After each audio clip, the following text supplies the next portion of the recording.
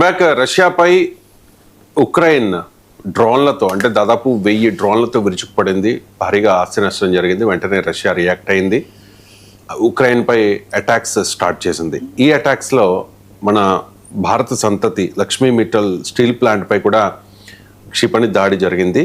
ఈ దాడిలో 2 చనిపోయినట్టుగా తెలుస్తోంది. సో ప్లాంట్లో ప్రస్తుతం అయితే ఉత్పత్తి నిలిచిపోయింది. అంటే భారత్కే గర్వకారణం అక్కడ రష్యాలో లక్ష్మీ మిట్టల్ ప్లాంట్ అంటే. అటువంటి ప్లాంట్ మీద ఉక్రెయిన్ అటాక్ చేసింది. ఏంటి అప్డేట్స్? ఇది మాత్రం కొంత ఖండించదగిందే. ఎందుకంటే రష్యా భారత్ మధ్య సంబంధాలు చాలా మెరుగ్గా ఉన్నాయి. మనకి ఆపరేషన్ సింధూర్ సమయంలో కానీ, అలాగే అమెరికా మనపై ఆంక్షలు విధించే క్రమంలో, జియో పాలిటిక్స్ నేపథ్యంలో రష్యా మనకి నమ్మదగ్గ స్నేహితుడు చాలా విషయాల్లో. బట్ కానీ ఇప్పుడు లేటెస్ట్గా చూస్తే భారత సంతతికి చెందిన లక్ష్మీ మిట్టల్కి చెందిన ప్రపంచ దిగ్గజ ఉక్కు సంస్థ పైన ఇప్పుడు రష్యా క్షిపణి దాడి చేయటం అనేది ఇప్పుడు ఇట్ బికెమ్ ఏ ఇష్యూ. ఎందుకంటే ఉక్రెయిన్లో అతిపెద్ద స్టీల్ ప్లాంట్లలో ఒకటైన ఈ ఆర్సెల్ఆర్ మిత్తల్ కర్మాగారం యుద్ధానికి టార్గెట్ అవ్వటం అనేది ఇది కొంత మనం అండర్లైన్డ్గా చూడాల్సిన అంశమే. ఎందుకంటే ఉక్రెయిన్లోని క్రివీ రిహ్లో ఉన్న ఈ కర్మాగారం దేశంలోనే అతిపెద్ద సమగ్ర ఉక్కు పరిశ్రమగా ఉంది. ఈ దాడిలో 2 మృతి చెందారు, 14 మంది గాయపడ్డారు. కీలక విద్యుత్ వ్యవస్థలు, బ్లాస్ట్ ఫర్నేస్లకు నష్టం కూడా వాటితో ఇప్పుడు ఉత్పత్తి కొంతకాలం నిలిపేయాల్సిన వాతావరణం. అయితే ఇక్కడ సమస్య ఏంటంటే ఈ దాడికి ముందు రష్యాపై ఉక్రెయిన్ భారీ డ్రోన్ దాడికి అయితే పాల్పడింది. రష్యా అంతటా 822 డ్రోన్లను అడ్డుకున్నట్టు రష్యా రక్షణ శాఖ చెబుతోంది. మాస్కో వైపు దాదాపు 600 డ్రోన్లు దూసుకొచ్చాయని నగర మేయర్ సెర్గీ సోబానియస్ ఒక అఫీషియల్ ప్రకటన విడుదల చేశారు. ఈ దాడుల్లో పలువురు ప్రాణాలు కూడా కోల్పోయారన్నది రష్యా ఇస్తున్న వెర్షను. అలాగే ఈ దాడులు ఈ విధంగా చనిపోవటము, వీళ్ళ మీద మృతి చెందటం అనేది ఇప్పుడు రష్యా యుక్రెయిన్ యుద్ధం ఏళ్ల నుంచి కొనసాగుతున్న పరిస్థితి. దీనికి ఎండకార్డు పడే వాతావరణం లేదు. కానీ ఇప్పుడు భారత సంతతికి చెందిన లక్ష్మీ మిట్టల్కి చెందిన ఈ ఉక్కు పరిశ్రమపై ఈ విధంగా దాడి చేయటాన్ని మాత్రం ఖచ్చితంగా మనం ఖండించాలి. కానీ ఇక్కడ ఒకటే ప్రశ్న, రష్యా ఎందుకు స్టీల్ ప్లాంట్ని టార్గెట్ చేసింది? ఇక్కడ ఒకటి ఉంటుంది, అంటే యుద్ధ నీతి అంటారు కదా. యుద్ధ నీతి ఏంటంటే యుద్ధ సమయంలో పరిశ్రమలు కూడా వ్యూహాత్మక లక్ష్యాలుగా మారుతుంటాయి. కానీ ఉక్కు ఉత్పత్తి అంటే కేవలం ఇనుమును తయారు చేయడమే కాదు, రైల్వేలు, నిర్మాణ రంగం, యంత్రాలు, రక్షణ పరిశ్రమ, మౌలిక వసతులు, ఇలా దేశ ఆర్థిక అవసరమైన అనేక రంగాలకు స్టీల్ కీలకం. ఈ పరిస్థితుల్లో ఒక భారీ స్టీల్ ప్లాంట్ను దెబ్బతీసే ఉత్పత్తి మాత్రమే కాదు, విద్యుత్ వినియోగం, రవాణా, సరఫరా గొలుసు, ఎగుమతులు, స్థానిక ఉపాధి, ఇలా అనేక రంగాలపై ఎఫెక్ట్ పడే అంశం.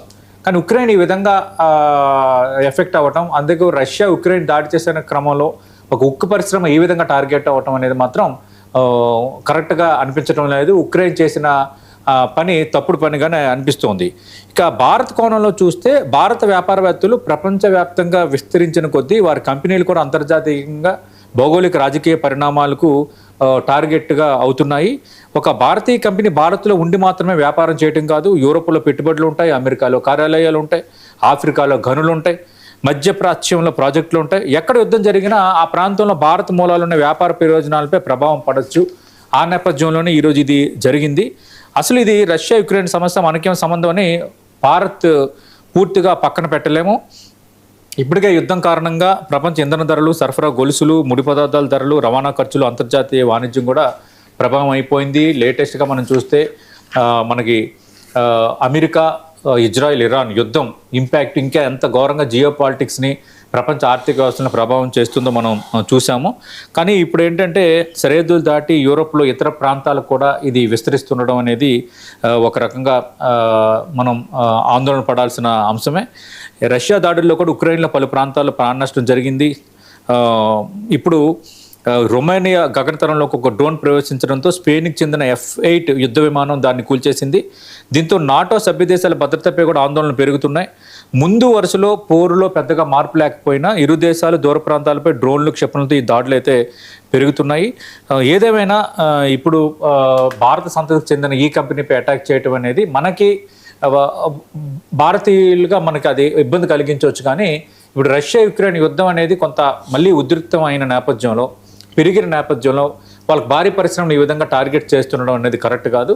ఖచ్చితంగా ఈ భారీ ప్రశ్న టార్గెట్ చేయటం వల్ల వాళ్ళకి ఆర్థికంగా దెబ్బతీయచ్చు ఆలోచన ఉండొచ్చు. కానీ అదే సందర్భంలో ఇంకా మిగతా దేశాలకు సంబంధించిన పరిశ్రమలు, ఎందుకు ఇప్పుడు రష్యాలో కూడా భారత్కు సంబంధించిన చాలా భారతీయులు, భారత వ్యాపారవేత్తలు నిర్మించిన చాలా వ్యాపారాలు కంటిన్యూ అవుతున్న వాతావరణం ఉంది. రష్యా, భారత్ ఈ రెండు దేశాలు భాగస్వామ్యంలో చేస్తున్న ప్రాజెక్టులు చాలా ఉన్నాయి. నేను చెప్పాను కదా, it's a good friend of India అని. బట్ ఇలాంటి నేపథ్యంలో భారతీయులకు సంబంధించిన ఇలాంటి కంపెనీలు టార్గెట్ చేయడం అనేది ఒకసారి రష్యా విదేశాంగ శాఖ, అలాగే రష్యా రక్షణ శాఖ అయితే ఖచ్చితంగా ఒకసారి సమీక్షించుకోవాలి.